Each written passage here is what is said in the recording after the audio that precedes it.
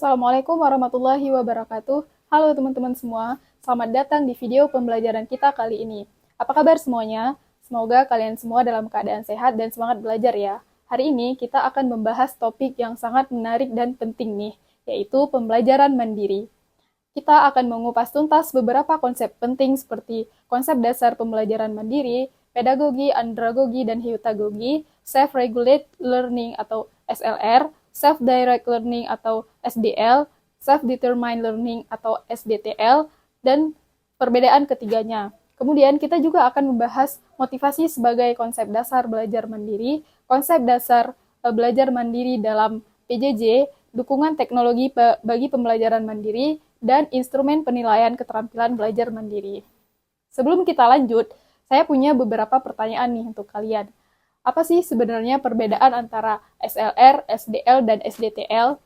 Lalu bagaimana teknologi bisa membantu kita belajar lebih mandiri? Dan bagaimana sih kita bisa tahu seberapa mandiri kita dalam belajar? Penasaran? Pastikan kalian nonton videonya sampai habis untuk menemukan jawabannya ya. Pertama-tama, apa sih yang dimaksud dengan pembelajaran mandiri?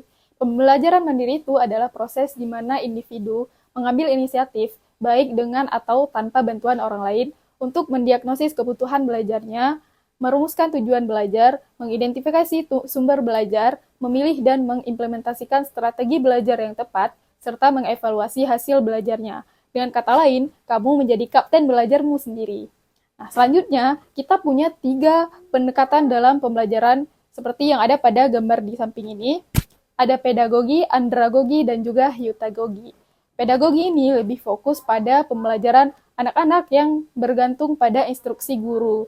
Kemudian andragogi itu lebih pada pembelajaran orang dewasa yang memerlukan bimbingan, tetapi lebih mandiri.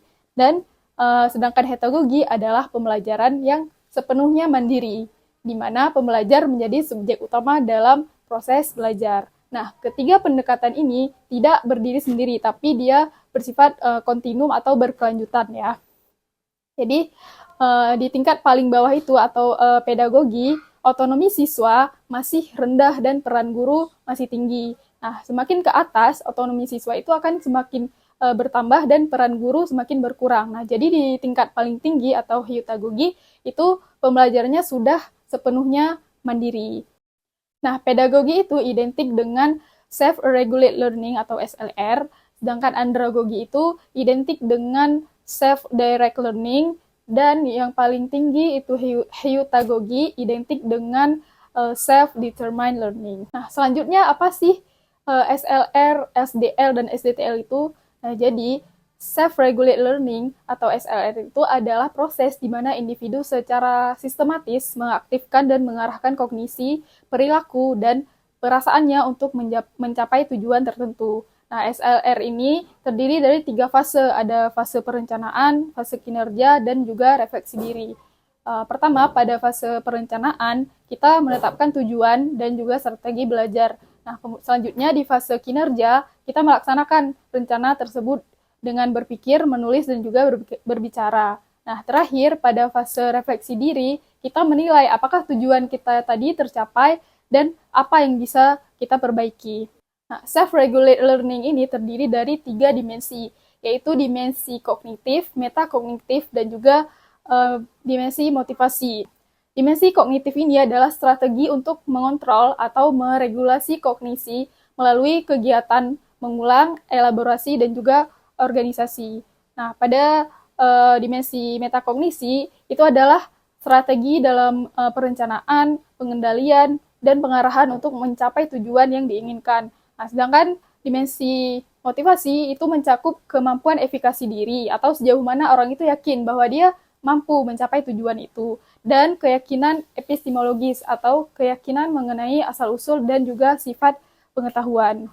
Nah, selanjutnya mari kita lihat apa itu self-direct learning atau SDL. SDL didefinisikan sebagai proses di mana individu mengambil tanggung jawab penuh atas pembelajaran mereka sendiri, termasuk memilih tujuan belajar, mengidentifikasi sumber daya yang diperlukan, dan juga mengevaluasi hasil belajar mereka. Nah, jadi peserta didik itu memutuskan sendiri perihal belajarnya mencakup apa yang dipelajari, untuk apa dia mempelajari itu, bagaimana, di mana, dan kapan dia akan belajar. Nah, self-direct learning ini memiliki 8 dimensi atau ada 8 hal yang ditekankan pada SDL, yaitu kemandirian atau independence to learn, pengalaman hidup atau life experiences, tujuan yang ditetapkan sendiri atau self-set goals, peran aktif atau active role, pengambilan keputusan atau decision making, evaluasi diri atau self-evaluation, dan yang terakhir adalah partisipasi aktif atau active participation. Nah, SDL ini terdiri dari 4 fase.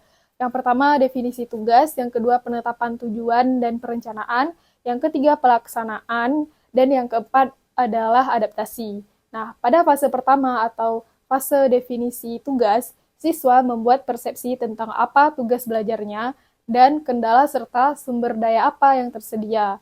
Nah, kemudian berdasarkan persepsi atau definisi tugas yang dibuat tadi, selanjutnya pada fase kedua, siswa memilih dan menentukan tujuan khusus dan menyusun rencana untuk menangani tugas belajar tersebut.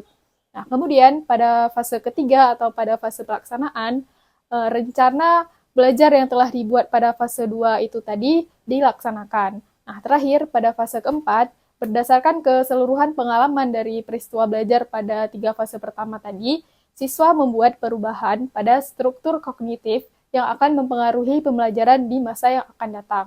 Nah, perencanaan ke depan ini akan mengubah pengetahuan, keterampilan, kepercayaan, disposisi, dan juga faktor motivasi dalam tugas belajar di masa yang akan datang. Nah, selanjutnya mari kita lihat apa itu self-determined learning atau SDTL. Nah, jadi, self-determined learning ini dikenal juga sebagai hypnagogy, adalah pembelajaran di mana individu memimpin sendiri proses belajarnya. Nah, jadi SDTL ini melibatkan 3 fase. Ada fase penetapan tujuan, pengambilan keputusan, dan juga menyesuaikan tujuan atau rencana berdasarkan apa yang telah dipelajari.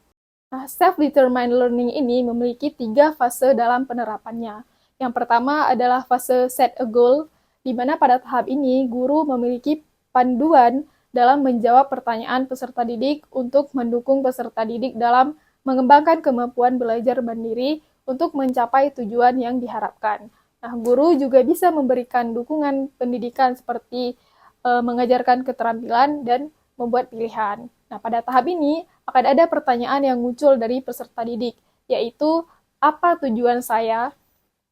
Fase kedua adalah take action. Nah, pada fase kedua ini, guru memandu peserta didik dalam mengembangkan dan menerapkan rencana yang sudah dibuat. Guru bisa memandu peserta didik melalui mengajarkan peserta didik mengenai cara memantau perkembangan diri sendiri. Pada fase ini akan muncul pertanyaan, apa sih rencana saya? Nah, kemudian terakhir pada fase ketiga adalah adjust goal or plan, atau apa yang saya pelajari. Nah, pada tahap ketiga ini, guru memandu peserta didik dalam hal menentukan apa yang ingin dipelajari. Nah, guru mengajarkan peserta didik mengenai cara mengevaluasi diri juga. Nah, selanjutnya apa sih perbedaan antara SRL, SDL, dan juga SDTL? Nah, meskipun ketiga pendekatan ini saling terkait, tapi mereka memiliki perbedaan yang sangat signifikan loh ya. SRL itu lebih banyak dipengaruhi oleh faktor eksternal seperti guru. Nah, sedangkan SDL itu berfokus pada kemandirian dengan sedikit bimbingan. Dan SDTL adalah sepenuhnya belajar mandiri dengan pembelajar sebagai subjek utamanya. Nah, selanjutnya mari kita bahas mengenai motivasi sebagai konsep dasar belajar mandiri.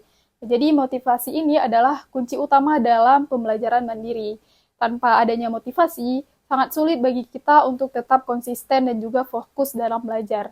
Nah, jadi konsep belajar mandiri ini lebih diartikan sebagai inisiatif atau motivasi yang ada pada diri siswa. Artinya, proses belajar dapat dilakukan seorang diri maupun dalam kelompok. Nah, tetapi siswa harus memiliki inisiatif atau dorongan dari dirinya untuk terus belajar. Dengan adanya inisiatif atau motivasi, siswa akan terus mencari sumber belajar lain selain dari sekolah. Nah, tetapi sekolah sekarang seringkali hanya menyediakan sumber belajar yang terbatas. Nah, jika siswa tidak punya inisiatif belajar mandiri, maka ilmunya yang didapat akan terbatas pula. Nah, motivasi ini juga memainkan peran penting dalam mendorong individu untuk mengetahui, menjaga, dan menyelesaikan proses pembelajaran mandiri. Belajar mandiri lebih ditentukan oleh motif belajar yang timbul di dalam diri pembelajar. Maka, pendidik dalam menyelenggarakan pembelajarannya dituntut untuk dapat menumbuhkan niat atau motif belajar dalam diri si pembelajar. Nah, ada beberapa jenis model belajar aktif yang diperkirakan bisa melatih kemampuan menyusun strategi belajar sekaligus bisa menumbuhkan motivasi belajar, yaitu ada model problem-based learning, model independent learning, model pendekatan keterampilan proses, model pendekatan Pamong, dan juga quantum learning. Nah, selanjutnya ada pembelajaran mandiri dalam PJJ. Nah, jadi dalam konteks pendidikan jarak jauh atau PJJ, kemampuan belajar mandiri itu sangat penting. Dengan interaksi yang lebih terbatas, peserta didik harus lebih proaktif dalam mencari informasi dan juga berpartisipasi aktif dalam proses belajarnya.